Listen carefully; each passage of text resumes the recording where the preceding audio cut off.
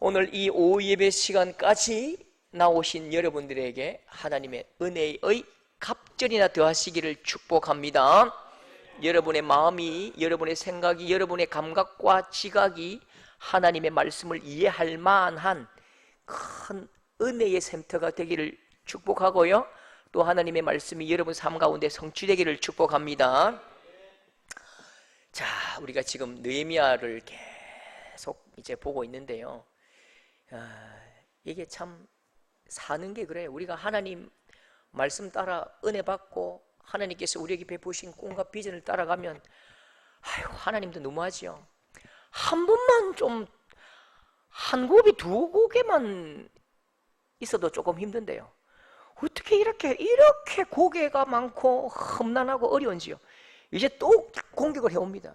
이게 사탄의 공격이거든요. 영적인 공격인데요, 사탄이 공격인데, 이전에 정말로 밖에서 칼을 들고 활을 쏘아야 되는 적들의 적보다 훨씬 더 무겁고 무서운 적이 공격합니다. 대부분의 교회가, 대부분의 하나님의 공동체가 바로 오늘 이 5장의 공격에 전부 다 허물어졌습니다. 이 5장의 공격은 너무너무 민감하고 영적인 해석이 필요하고, 여러분 오늘 이 시대에 똑같이 이렇게 공격합니다. 여러분, 대한민국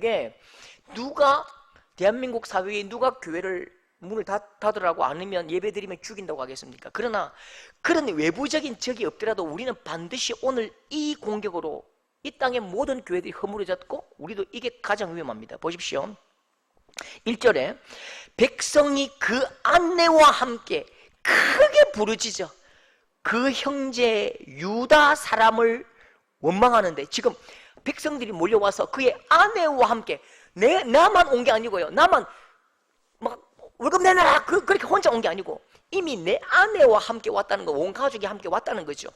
크게 부르짖었는데요, 누구에게? 느헤미야에게 와가지고 크게 부르짖어가지고 아마 땅을 치고 막 패대기 치면서 그 형제 같이 지금 돌 나르고 같이 지금 칼을 잡고 삽으로 흙을 퍼내고 나무를 나르는, 바로 어제까지 나와 함께 짐을 지던 저 인간을 지금 가르치면서 원망한다고요. 어떻게 원망한다고요? 5절, 이제 우리 자녀를 종으로 파는도다. 우리 딸 중에 벌써 종된 자가 있으니 우리의 밭과 포도원이 이미 남의 것이 되었으니 속량할 힘이 없도다. 이 무슨 일이라고요? 항상 사는 곳에는, 사람이 살아가는 곳에는 부한 사람이 있고 조금 경제적으로 열악한 사람이 있다고요.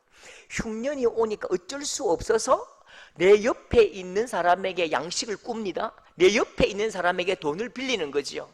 다른 사람 누가 빌려줍니까? 절대로 안 빌려줍니다. 다른 사람이 안 빌려주기 때문에 옆에 있는 사람에게 빌리는 거예요. 형제에게 돈을 빌린다고요. 그런데 형제에게 빌렸는데 그 이자가 너무 높은 거예요.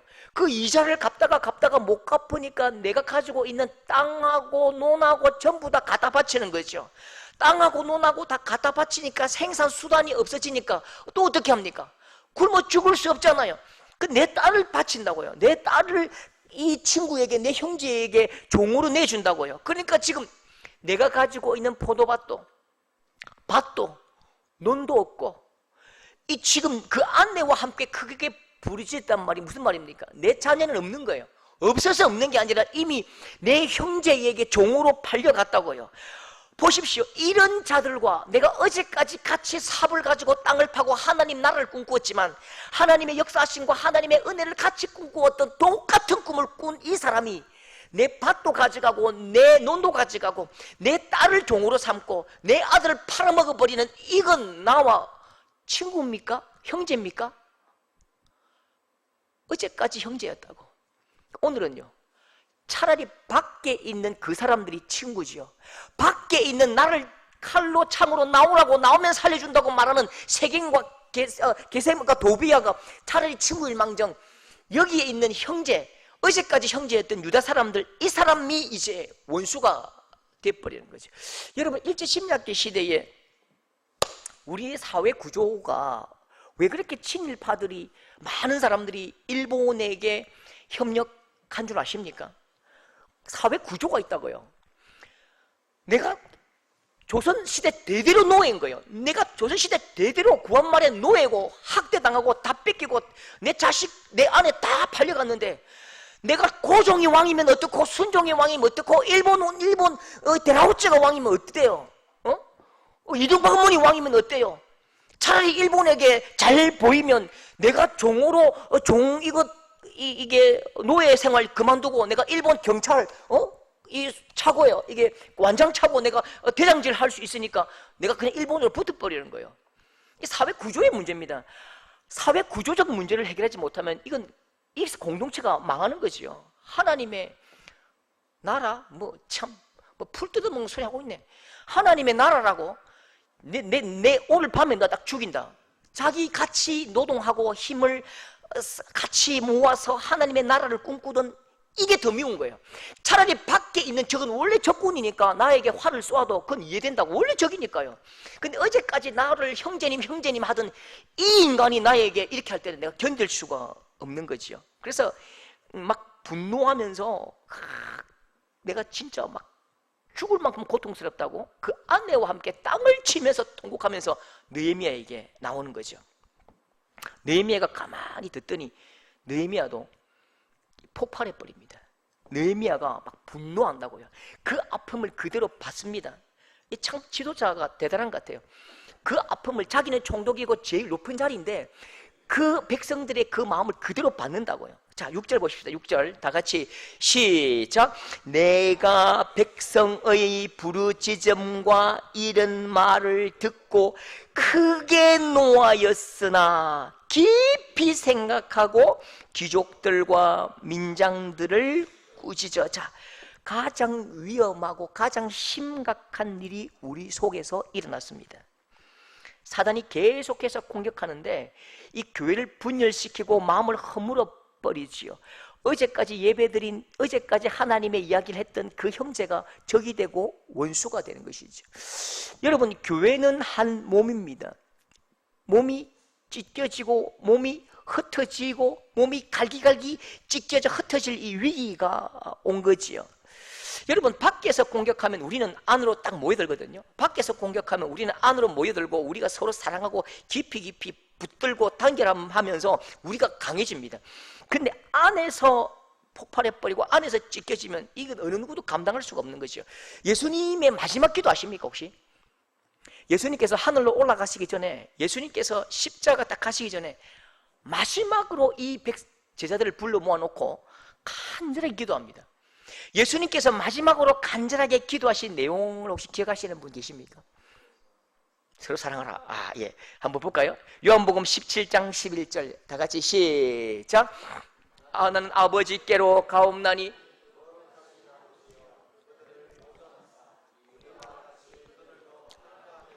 자, 나는 아버지께로 갑니다. 거룩하신 아버지여, 이 사람들 내 제자들 좀 지켜주시고 보호해 주십시오라고 하면서 천군 천사를 동원하시고 자주포로 동원하시고 미사일로 핵미사일로 싹 감아 주십시오라고 기도하지 않고 어떻게 한다고요? 그들을 보존하사 우리와 같이 그들도 하나가 되게 하옵소서. 하나님 아버지, 내가 하나님께로 올라갈 터인데 얘들 어떻게 합니까? 목자 없는 양같이 방황하면서 3년 동안 따라왔던 이 제자들 어떻게 합니까? 환난과 고통이 끝없이 공격할 터인데 얘들 어떻게 합니까? 하나님 좀 도와주십시오. 제발 좀 이들이 이길 수 있는 힘을 주십시오 라고 기도하는데 뭐 하게 해달라고요? 하나가 되게 해달라고 기도한다고요.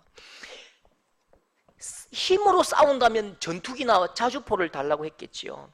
돈이 경쟁력이라면 돈을 달라고 했겠지요. 교회의 경쟁력, 하나님 나라의 경쟁력은 하나됨입니다.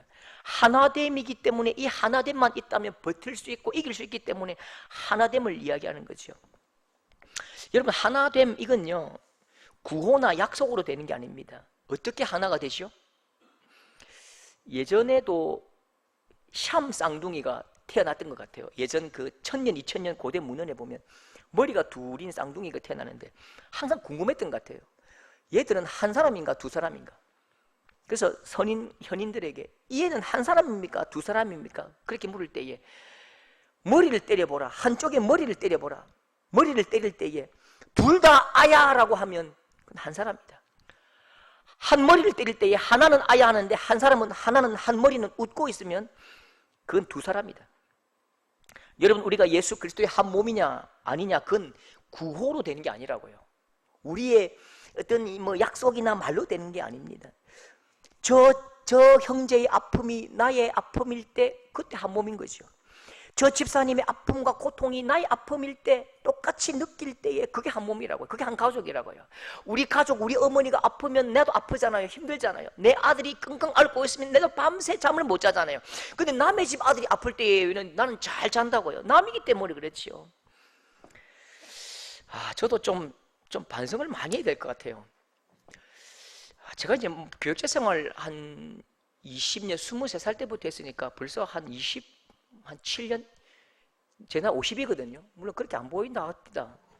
그렇게 안 보이긴 하는데 7년쯤 하면서 그때는 굉장히 성경은 잘 몰랐어요. 진짜 성경은 몰랐는데 한 개는 확실합니다. 그 사람의 아픔이 나의 아픔이더라고요. 그 사람이 아프면 나도 아프고, 아프냐? 나도 아프다.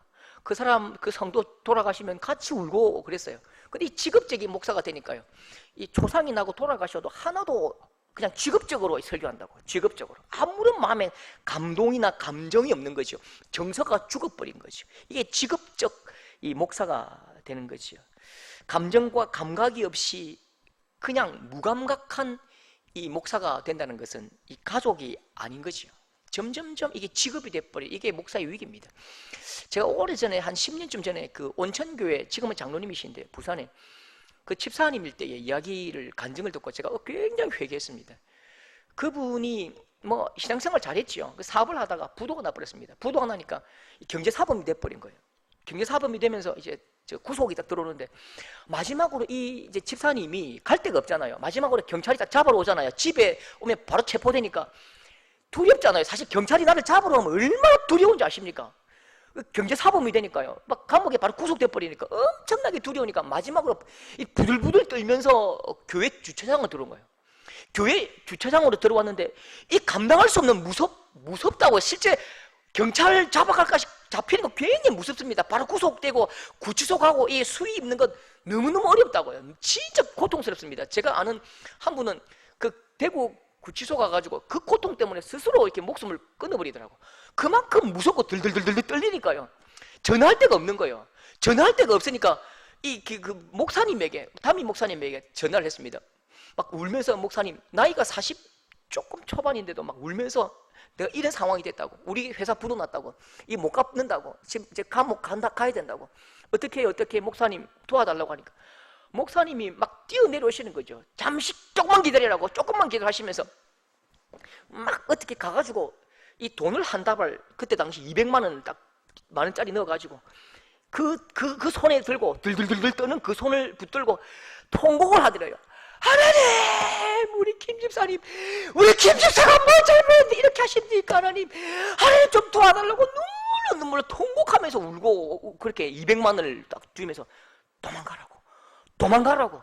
내 잡으러 오면 내가 못 받을 테니까 도망가라고. 그 200만 원을 들고 어떻게 했을까요?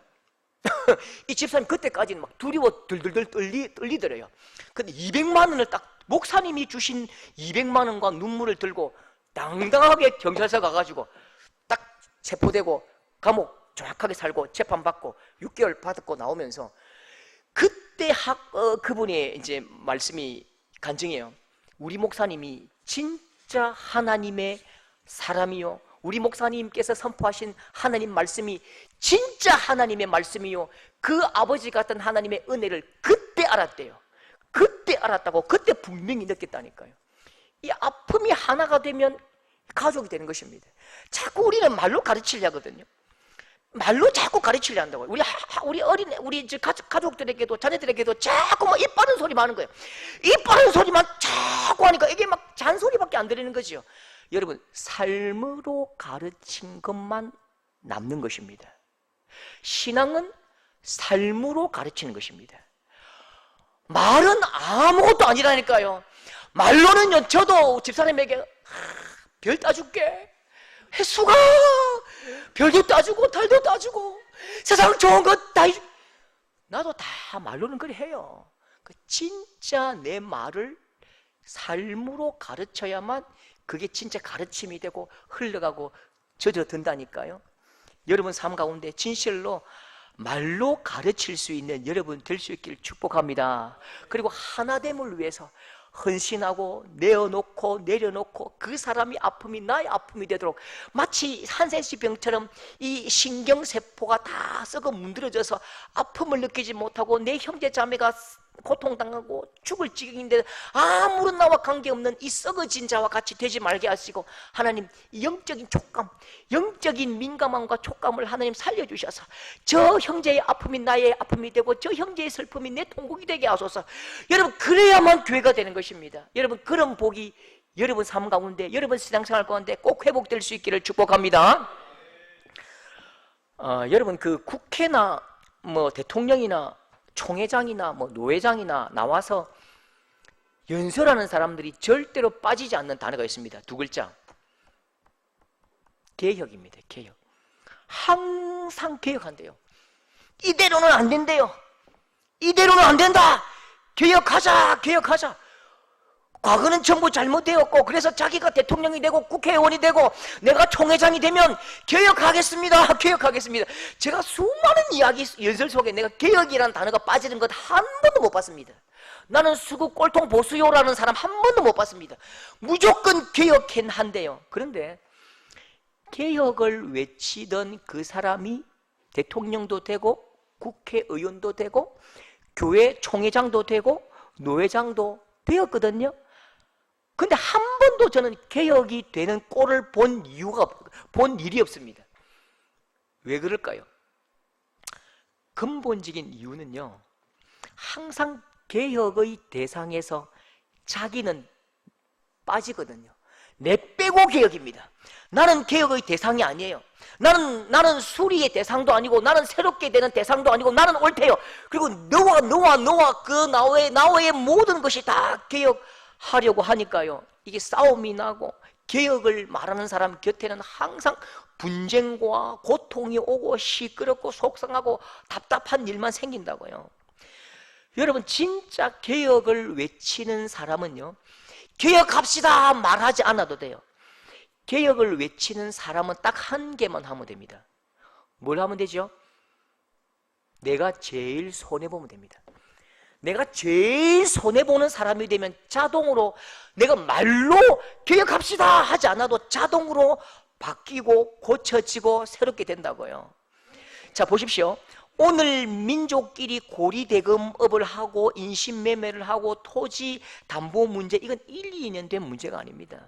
이미 느헤미야가 오기 70년 전부터 이 일은 계속되었다고요. 70년 전부터 부자가 있고 가난한 사람이 있고, 가난한 사람이 자기 땅을 팔아서 밥을 얻어먹고 그렇게 살아왔다니까요. 자, 그러면요, 이 사건 앞에서 부자들은 벽돌을 내고 나무를 가져오잖아요. 그래서 부자들을 향해서 공격하면 안 된다고요. 또 반대로 가난한 사람들을 또 공격할 수도 없는 거잖아요. 그들은 빼앗긴 사람이기 때문에요. 그러니까 이게 이쪽도 안 되고 이쪽도 안 되는 거예요.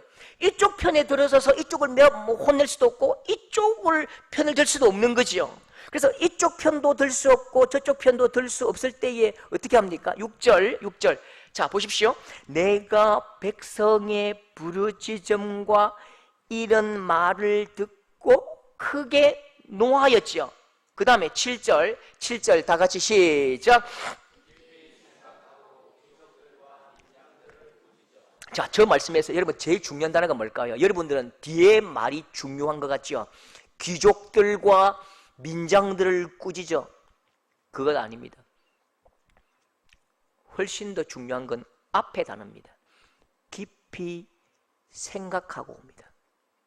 우리가 상황을 볼 때에 니 잘못했네, 니 혼날래, 니 또 까부르면 막 딱 지기 뿐다, 이렇게 할 수 없는 거예요. 왜냐하면 우리가 살아가고 있는 삶의 구도는요, 선악, 니 선이고 니 악이네, 이렇게 할 수 있을 정도의 얕은 삶이 아니라고요. 수많은 상황들이 엮여있고 붙어있고 엉켜있는 거예요. 수많은 상황들이 엮여있고 엉켜있고 붙어있고 서로 혼재되어 있기 때문에 이건 어려운 말로 컴플렉스 시스템, 너무너무 복잡한 상황 사회 속에 살아가고 있기 때문에 이쪽을 향해서 네가 악이니까 고쳐라고 말할 수도 없고 이쪽을 향해서 네가 악이라고 고쳐라고 말할 수도 없는 거예요. 여러분 한국도 마찬가지지요. 민노총 네가 악이네, 니는 나쁘네 이렇게 말할 수도 없고 이게 경제인들 향해서 당신이 악이네 이렇게 말할 수도 없는 거예요. 빨간 당을 향해서 네가 악이네, 파란 당을 향해서 네가 악이네 그렇게 말할 수 없을 만큼 이 사회는 굉장히 복잡합니다. 그래서 우리는 어떻게 해야 된다고요? 깊이 생각해야죠. 깊이 생각하지 않으면 어떻게 되느냐? 깊이 생각하지 않으면 선동자들의 선동에 이끌려간다고요. 광화문에 가는 거예요. 깊이 생각하지 않으면 광화문에 가가지고 외치는 거예요. 그냥 막 화염병 들고 막 물러가라. 그 제가 진짜 답답한 게 있다니까. 여러분 보세요. 1989년도입니까? 아니 7년 6년도죠. 독재타도 호언철폐, 독재타도 울면서 합니다. 울면서요. 독재타도 호언철폐, 독재타도 울면서 그 막 독재가 타도되고 호언철폐되어 이 민족이 살고 민족이 온다고 막 울면서 철등가스 마시면서 그렇게 통곡을 하고 화병 던지던 그 친구에게 불렀어요. 독재타도는 아는데 호언철폐가 뭔지 아나? 호언철폐가 뭔지 아나? 물으니까요. 모른대요. 네가 생명을 걸고 목숨을 바쳐서 호언철폐를 외치는데 그게 뭔지도 모르고 너는 그렇게 목숨을 거냐? 너는 선동된 거죠. 선동된 거죠. 선동된 거. 네가 외치고 목숨 거는데 네가 그걸 모르고 하는 거예요. 오래전에 후배 한 명을 조금 제가 혼을 낸 적이 있습니다. 후배 한 명이 나는 진짜 WCC 막 확 저것들 막 진짜 막 사탄 마귀래요. 자유주의 신학 사탄 마귀래요. 그 내가 그러면 뭐 멀투만 불투만 뭐 사탄 마귀다길래 불렀다고 이렇게. 친구야, 내가 사실 진짜 몰라서 그러는데 내가 너한테 배우고 싶어. 있잖아. WCC가 무엇 약자야? WCC가 뭔데 좀 가르쳐 줄 수 있겠니? 형님, 내 모르는데요. 그 뭐 교회끼리 연합하자는 거 아닙니까? 그 불교도 연합하고 다른 종교 연합하자는 거 아닙니까? 그때 딱 화가 나더라고요. 너는 네가 말하는 것이 무엇인지도 정확하게 알지 못하고 다른 사람의 생각과 다른 사람의 견해도 듣지도 않고 무조건 그게 지옥 하나? 그럼 나 한 가지만 더 묻자. 네 불투만 이야기 조금 해도 불투만 이야기를 조금 해줄래? 칼 바르트 이야기도 조금 해도 자유주의고 통합이고 나쁘대요. 칼 바르트의 이야기를 좀 해줄래? 형님 모르는데요. 쉘이 막 시기 불라. 너 그래 살지 마라. 네가 모르는 걸 향해서 네가 모르는 것에 목숨 걸지 마라. 다시 가서 공부하고 다시 내한테 설명해도 다시는 그렇게 말하지 말라고 내가 화를 한번 냈습니다. 내가 모르는 것에 목숨 걸면 안 되는 거예요. 내가 모르는 것을 가지고 거기서 막 피를 토하면 안 되는 거죠. 그래서 깊이 생각하는 거예요. 이건 귀족들이 뭐 부자들이 악하다 뭐 이렇게 말할 수 있는 게 아니에요. 그래서 깊이 생각한다고요. 깊이 생각한 후에 말을 한다고요. 여러분 깊이 생각하지 않고 보십시오. 크게 분노하였거든요. 크게 분노하였을 때에 깊이 생각하는 것이 없으면 뭐만 쏟아질까요? 깊이 생각하지 않으면 뛰어와가지고 화가 나가지고 이놈의 자식들아 하면 뭐가 쏟아지죠? 분노만 쏟아진다고요. 상황을 파악하지 않고 분노만 쏟아지면 상대방은 억울해서 또 분노를 받는다고요. 그 분노가 결합되고 분노는 폭발한다고요. 그러면 그건 망하는 짓이지요. 그래서 깊이 생각하죠. 깊이 생각해야 된다고요. 부모님들도 우리는 부모님들이 애들을 호통칠 때에 가만히 보시면요. 분노로 호통을 칩니다. 분노는 그냥 돌로 찍어버리는 것입니다. 그러니까 애도 더 큰 돌을 던져버리는 거죠. 자, 에베소서 6장 4절 보십시오. 같이 한번 읽어볼게요. 시작. 아비들아 너희 자녀를 노엽게 하지 말고 오직 주의 훈경과 훈계로 양육하라. 노엽게 한다 이 말이 분노를 쏟아버린다는 것입니다. 우리 아이들에게 우리 손주들에게 분노를 쏟으면 안 돼요. 하나님의 마음과 하나님의 말씀과 내게 흐르는 은혜를 흘려보내면 그가 그 은혜에 적셔들고 젖어들고 싹이 틀고 꽃이 피는데, 우리가 분노를 가지고 돌로 찍어버리면 걔가 죽든지 다시 돌이 날아오는 거죠. 그래서 느헤미야가 깊이 생각한 후에, 와, 이건 복잡한 문제구나. 그러나 깊이 생각한 후에 다 불러 모읍니다. 자, 불러 모아서 8절부터 다 같이, 자, 스크린 시작.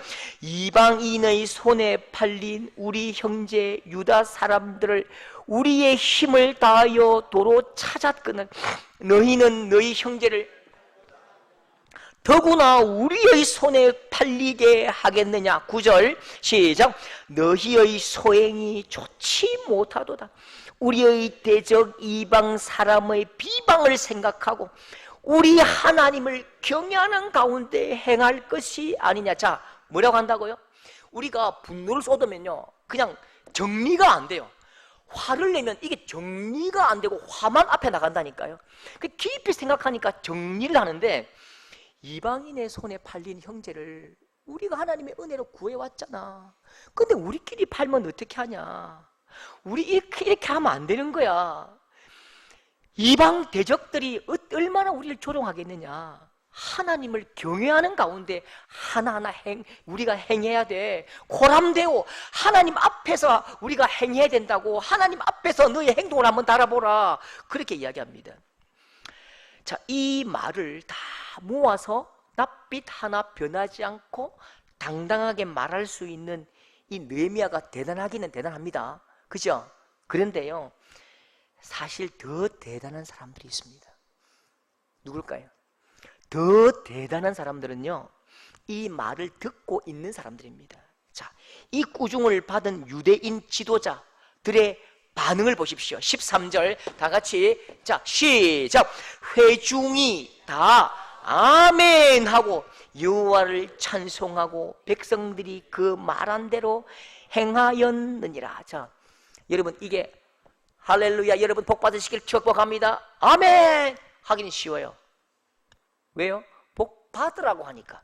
근데 오늘 이 말은요, 느헤미야가 하나님께서 여러분들에게 복을 주시고 산업에 복을 주시고 물질에 복을 주시고 건강에 복을 주시기를 원합니다, 이렇게 한 거 아니죠. 가 내놔라, 너 돌려줘, 너 돈 내놔, 땅 좀 내놔라, 돈 내놔야 돼, 가져오라고 한다고요. 가지고 오라 할 때에 아멘, 여호와를 찬송합니다, 하나님을 찬양합니다. 백성들이 그 말한 대로 행하였느니라. 여러분, 이 백성들이 왜 순순히 순종하지요? 이 사람들이 굉장히 도덕적이고 착하고 윤리적이기 때문에 그 느헤미야의 말에 순종합니까? 물질에 관심이 없는 사람들입니까? 이 돈 내놔라는 말입니다. 돈 돌려줘라고. 내 돈이 지금 어제까지 150만 원, 200만 원 들어오던 것이 이제 다음 달부터 100만 원 손해보는 일이라고요. 이건 누구도 아멘 할 수 없는 거지요. 협박한 것도 아니고 안 돌려주면 죽이겠다고 한 것도 아닙니다. 한마디도 말하지 않고 아멘 할 수 있었던 그 중요한 힘이 뭘까요?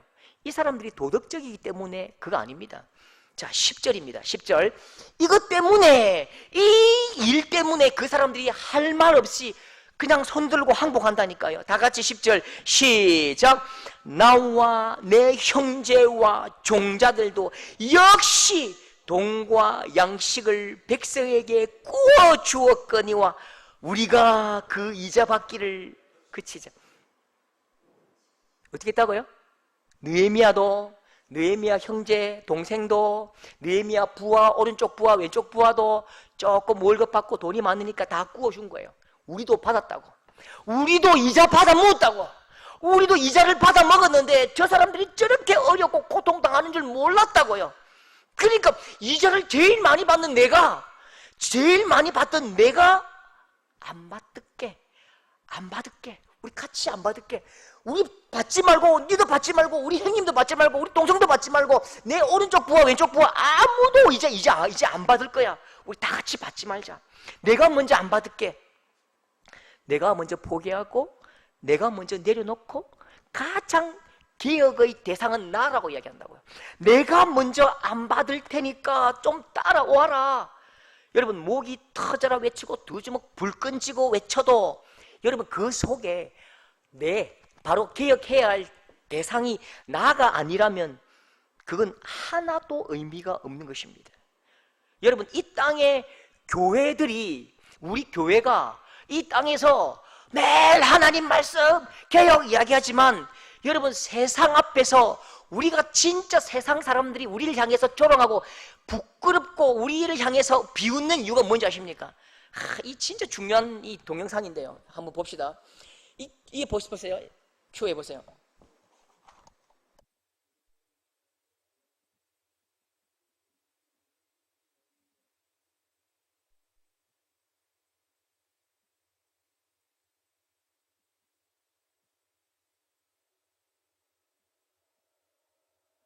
이 한마디.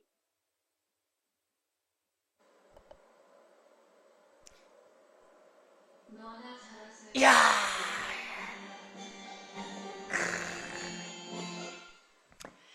저 두부를 들고 온 분이 누군지 아십니까? 전도사님이에요. 전도사님인데 그 죄인 나오는 금자씨에게 이거 먹고 이제 좀 죄짓지 말라고 뒤에 이제 예수님 찬양 기쁘다 구주 오셨네 불러와가지고 축복합니다 라고 하니까 그 친절한 금자씨 이영애인가? 탁 너나 잘하세요. 교회를 향한 이 비난이 있죠. 이 영화가 정확하게 교회를 향해서 비판하고 딱 꼬집는 한마디입니다. 너나 잘하세요. 여러분, 세상이 우리를 향해서 어떻게 보느냐면 마치 다미성교회 이장님처럼 봅니다. 다미성교회 1998년 10월 28일 예수님 재림하십니다. 할렐루야 해놓고 지는 12월에 만기되는 적금을 한 달에 100만 원씩 붓고 있는 거죠. 돈을 모으고 땅 투기하고 하나님 나라 갈 거라고 소망하면서 강남 땅 투기하는 전부 다 빨간 가방들은 권사님입니다. 권사님 오른쪽 땅 이거 좋아 사. 네? 옛날에 김영삼 대통령 시대에 있죠, 그 뭐죠, 옷 사건. 권사님 막 전부 다 TV에 권사님 내가 안 그랬어 하면서 막 서로 누가 누구에게 또 금품을 주었고 안 주었고 막. 여러분, 이 느헤미야가 언제까지 이 일을 하는지 보십시오. 자, 14절 같이 읽겠습니다. 14절입니다. 시작. 12년 동안 나와 내 형제가 총독의 녹을 먹지 아니하였느니라. 나는 12년 동안 월급 안 받았대요. 총독의 월급은 그 땅의 세금으로 충당한다고요. 훨씬 더 많이 뺐죠. 총독 월급이 100만 원이면 여러분 9천만 원은 그냥 빼앗는 거예요.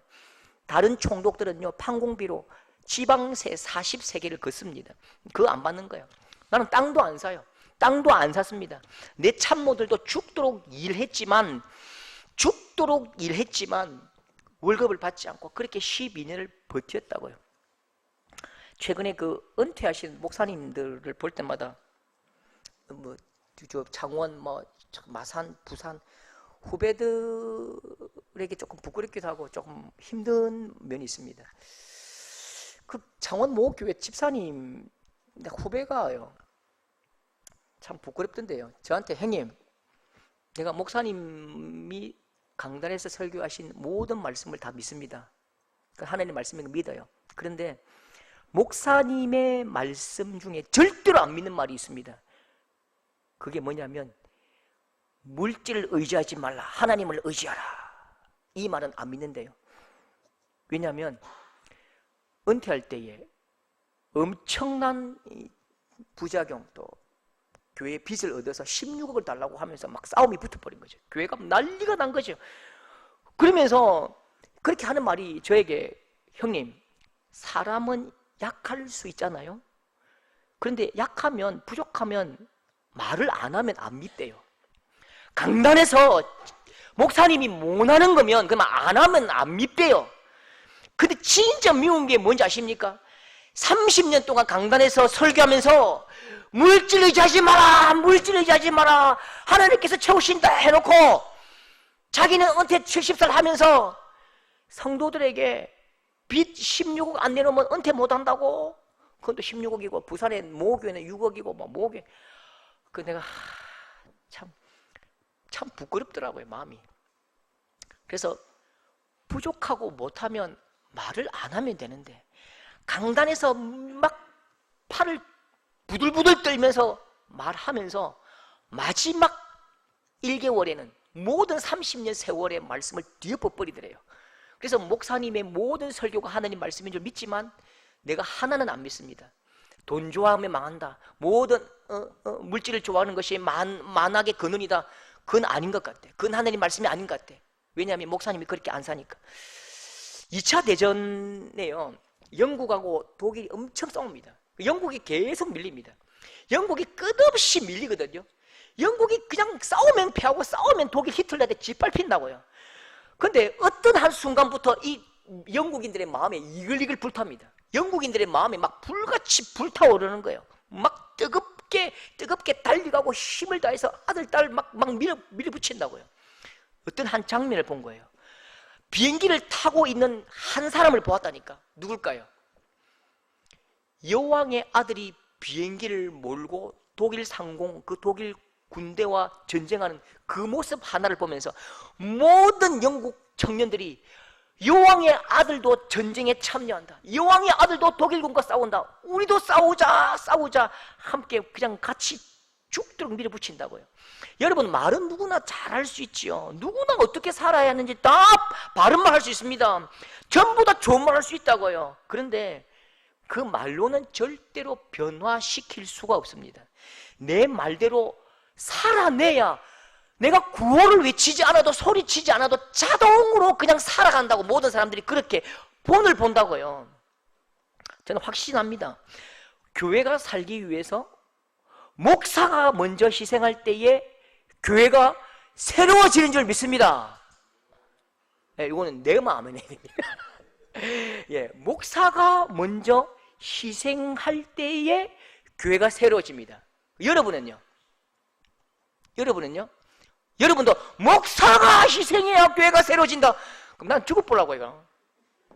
여러분은요? 장로님은 장로가 먼저 희생할 때 교회가 새로워지고, 집사가 먼저, 권사가 먼저, 청년이 먼저, 모든 사람들이 자기 이름을 걸고 자기 이름을 딱 앞에 내밀고 내가 먼저 희생할 때 교회가 새로워지고 복된 교회가 되고 능력 있는 교회가 되고 은혜 충만한 교회가 되는 것입니다. 할렐루야.